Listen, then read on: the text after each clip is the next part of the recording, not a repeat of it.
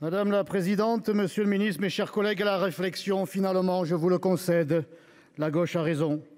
Aujourd'hui, en France, la loi Veil est menacée. Le respect de tout être humain dès le commencement de la vie, garanti par l'article 1er de la loi Veil, est menacé. Tout autant que la clause de conscience des professionnels de santé et la liberté d'expression et de communication à ce sujet. Simone Veil, de son Panthéon, nous le dit encore comme elle nous le disait avec toute sa conviction: l'avortement doit rester l'exception, l'ultime recours pour des situations sans issue.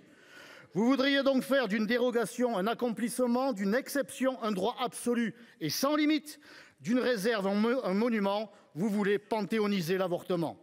Mais dans la Constitution comme au Panthéon, la place est limitée, et s'il ne faut toucher la loi que d'une main tremblante, il ne faut réviser la Constitution qu'avec la crainte de l'architecte qui touche à la clé de voûte de l'édifice national. Vous voulez panthéoniser l'avortement aux côtés du principe de précaution de 2004, de la garantie des droits inaliénables et sacrés de tout être humain de 1946, de la liberté de conscience de 1789. Vous voulez faire entrer l'avortement au panthéon des institutions, alors qu'un certain Schœlcher est entré au panthéon des hommes pour avoir mis fin à l'esclavage, qui était pour lui un attentat contre la dignité humaine, au même titre que pour les esclaves dans le passé. Nous serions bien éclairés de réfléchir à l'obtention de la personnalité juridique pour les vies à naître.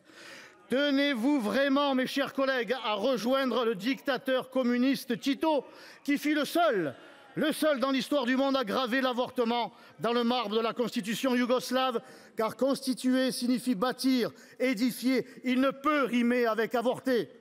Chers collègues de gauche, vous n'acceptez pas d'avoir été dépossédés en 1975 par une élue de droite, soutenue par un gouvernement de droite, ce qui n'aurait jamais dû quitter votre giron idéologique. Arrêtez de surjouer à vous faire peur et de vous rêver en résistant.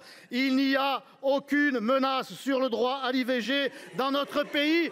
Aucune. Chers collègues macronistes, vous voudriez une victoire symbolique avec les idées de la gauche et les voix de la droite, pour faire oublier que du salon de l'agriculture au salon de l'Élysée, pour votre champion, c'est le désastre permanent. Le Jupiter de pacotille persiste néanmoins dans son mépris des institutions, en ayant déjà livré la date du Congrès. Chers collègues du Rassemblement national, n'oubliez pas les propos pas si lointains de votre présidente sur la dérive que constituent, je la cite, les avortements de confort. De la dédiabolisation au reniement, il n'y a qu'un pas. L'abandon ne mène jamais à la victoire. Chers collègues du centre et de droite, ne cédez pas à ce qui n'est qu'une opération d'agit-prop de la gauche et à son chantage. Veuillez conclure.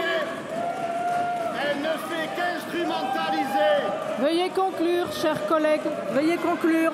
Veuillez conclure, chers collègues. Je vous demande de conclure. S'il vous plaît. Je vous demande de conclure. La gauche ne fait qu'instrumentaliser les soubresauts de la politique américaine. Chers collègues, votre temps de parole est terminé. Je vous remercie. Toute démocratie